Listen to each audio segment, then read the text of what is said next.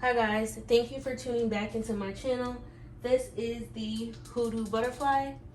I am tapping in with y'all today to give you guys a few books that is very helpful on your spiritual journey if you are practicing Hoodoo or if you have questions or curiosity about the practice. So, I'm going to try to make this quick. This book right here, I hope you can see it. It is Working the Roots. This book has taught me so much about Hoodoo.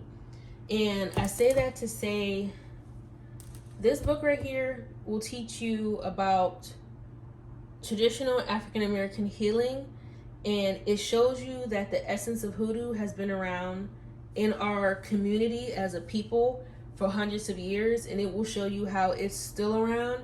And it will also show you how the Great Migration, when a lot of Black people from the South moved to the North, how a lot of our ancestral practice of using herbal healing was lost. But I think I got this book like a year or two ago, and it teaches you like from back to front so many different things.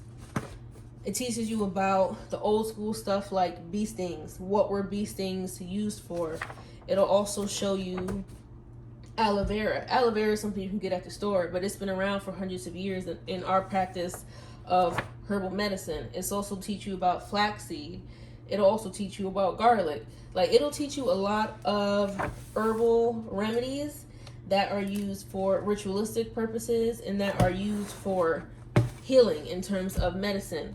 I like this book. I love this book because this book has helped me in so many different ways, and it helped to open my eyes physically and spiritually as to what kind of power that the herbs possess and why they were put on this earth for us to use. And I believe that in my own experience with African American healing in a traditional way, it changed my life in a lot of ways. Even with my own health, when I was struggling, I was able to reference books like these to help me overcome the health problem that I was facing. And it's crazy that today, because of the African American community and how it has changed, we don't always rely on the traditional healing methods that our ancestors were forced to use, but they also knew when they weren't being forced to use it because of lack of quality resources, they knew where their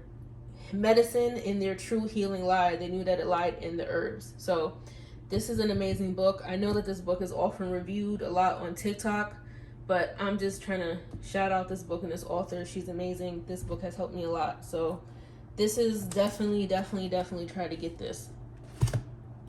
The second book, Zora Neale Hurston. I remember hearing about Zora when I was a kid, and I think she kind of got a bad rep because I grew up in a traditional Christian home. So she wasn't really a popular figure in my church because of the content of her books. So when I was a kid growing up, I never really paid it no mind. I thought she was weird because my impression of spirituality was from strictly a Christian religious perspective. But now that I'm older and I'm on my own spiritual path, I get to make my decisions. So I was able to get this book. My mentor, may she rest in peace, God rest her soul, Miss Lisa K. Jones, she told me all the time that anything by Zora will teach you about African spirituality, specifically voodoo and hoodoo. So I have never practiced voodoo. I do have ancestors who, that was their practice. And Zora, she breaks down a lot of stuff. She also talks a lot about African American folklore. I know sometimes in our community we only hear about slavery and we only hear about bad things, but there's such a wide variety of African American folklore and folk tales that you will find in her book. This book specifically is Mules and Men. I love this book. I haven't finished reading it because it's like you can't just read her books and just read them. Like, you gotta read them and take notes, and it takes you some time to get through it because she just teaches you so much within the pages. And what I like about her is that besides the Mules and Men book, I do believe all of her books teach you African American folk tales. It teaches you African American traditional medicine. It teaches you, what's the other word I was going to say? It teaches you about the ritualistic practices in the essence in the history of all of the other divisions of African spirituality. So if you are trying to learn about hoodoo, or you have already practiced, or you're just curious, check out these books. I will say hoodoo is a practice for Black people. So if you are going to read these books and you are not Black and you are not a descendant of enslaved ancestors, for spiritual, ethical reasons, please remind yourself that you are a guest to this practice. That is all I'm going to say.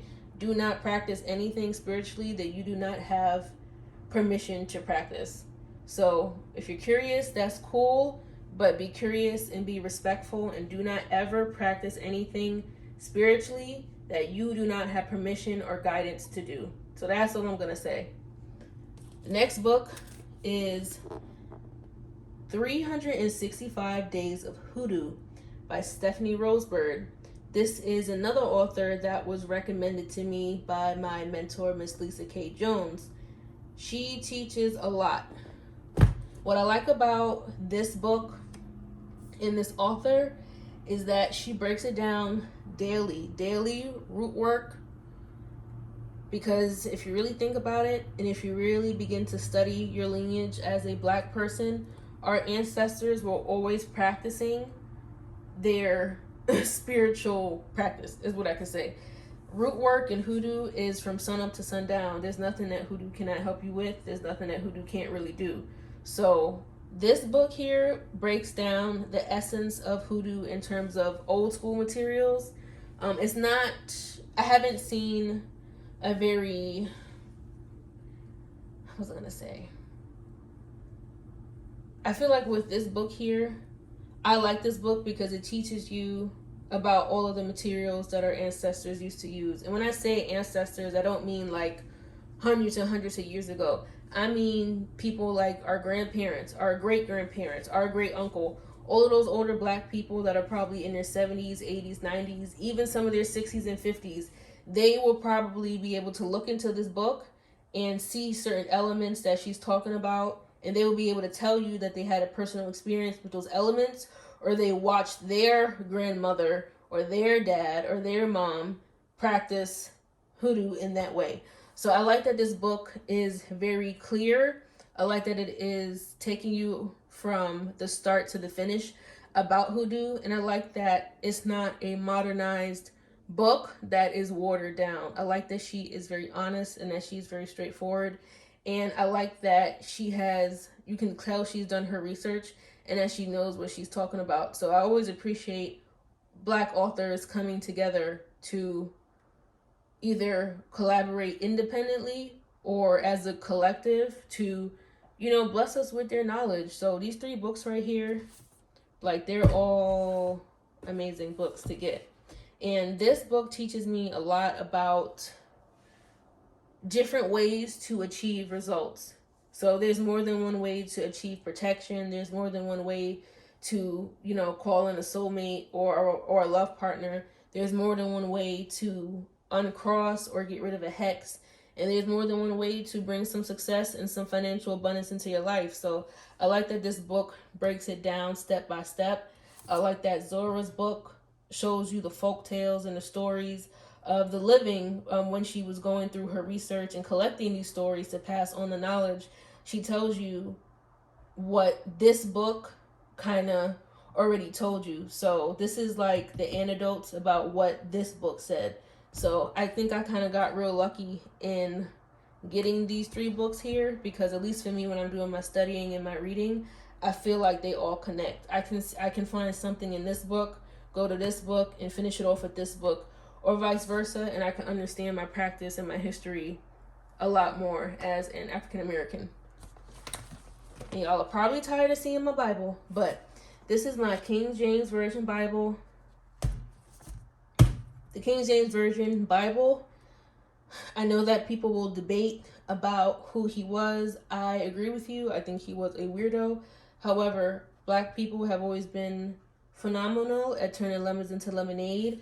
And if you read through certain elements of the Old Testament, specifically the book of Psalms, you will see that our ancestors were able to use these Psalms.